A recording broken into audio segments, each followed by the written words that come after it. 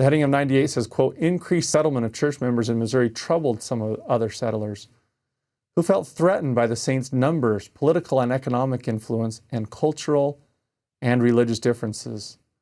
In July of 1833, a mob destroyed church property, tarred and feathered 2 church members, and demanded that the saints leave Jackson County, or leave Independence, leave our city of Zion, our New Jerusalem.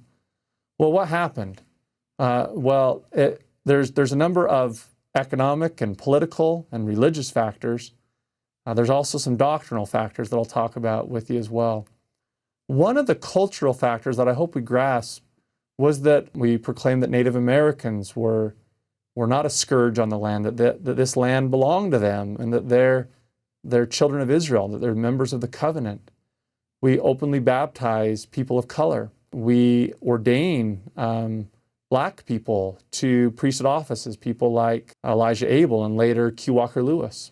And so one of the issues that comes up has to do with our progressive nature in race relations in the church.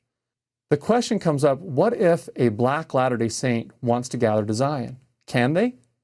Well, the problem is, in Missouri at this time, they have a law on their books that says that there can be no black person in the state who is not a slave.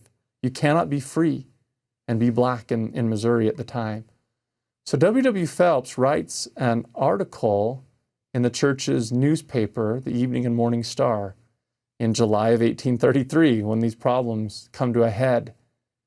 He says, quote, to prevent any misunderstanding among the churches abroad respecting free people of color, who may think of coming to the western boundaries of Missouri as members of the church, we quote the following clauses from the laws of Missouri. He then cites Missouri Law Section 4 that states, quote, no free Negro or mulatto other than a citizen of someone of the United States, meaning you're a slave, shall come into or settle in this state under any pretext whatever.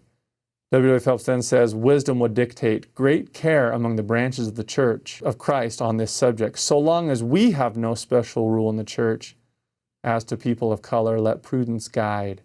If you can't read between the lines there, what W.W. Phelps seems to be saying is, hey, that's Missouri law, and we don't let Missouri law govern what we're going to do with building the New Jerusalem in Zion. And if free people of color want to gather with us, come gather. That does not sit well with local Missourians. The locals respond with W.W. Phelps to his article with their own manifesto.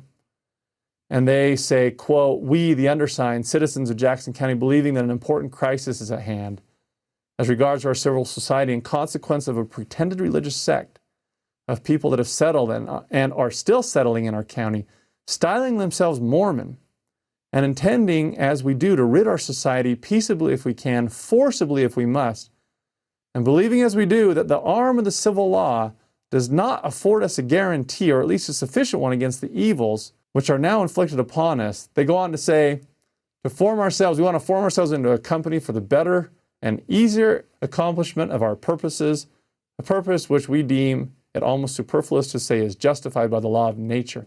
Translation, we know it's not lawful to do this, but we're going to drive these people out of here. We call it a mob, they call it vigilante justice. In 19th century rural America at this time, antebellum America, a lot of it was governed by keeping peace and mob rule this way.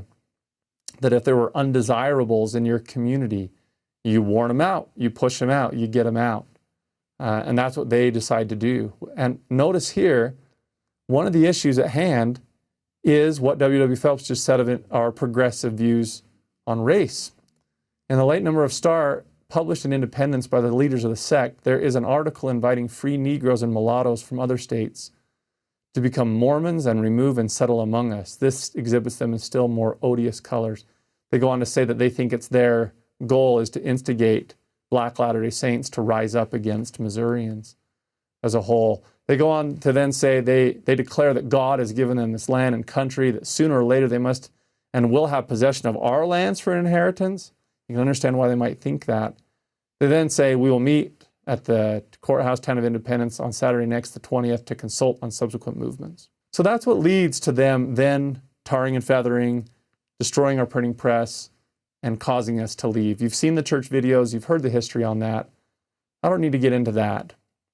I just want to share with you some of the cultural things that seem to have been contributing to some of the, not all of it, but some of the conflict there. But I want to end by talking doctrinally about why the city of Zion fell. Because after we're kicked out of New Jerusalem, the Lord does not say, well, it was because of a mob or vigilante justice or because of progressive views on race for the time. It doesn't say it's because of religious reasons that we didn't jive well with the locals. The Lord gives the reasons himself. And the Lord's reasons all come out in section 101 of the Doctrine and Covenants. If you have your scriptures, turn there with me. Let me read to you. In section 101 of the Doctrine and Covenants, verses 6 and 7, look what the Lord says. Behold, I say unto you, there were jarrings and contentions and envyings and strifes and lustful and covetous desires among them, meaning among the Latter-day Saints with each other. Therefore, by these things they polluted their inheritances. They were slow to hearken unto the voice of the Lord their God,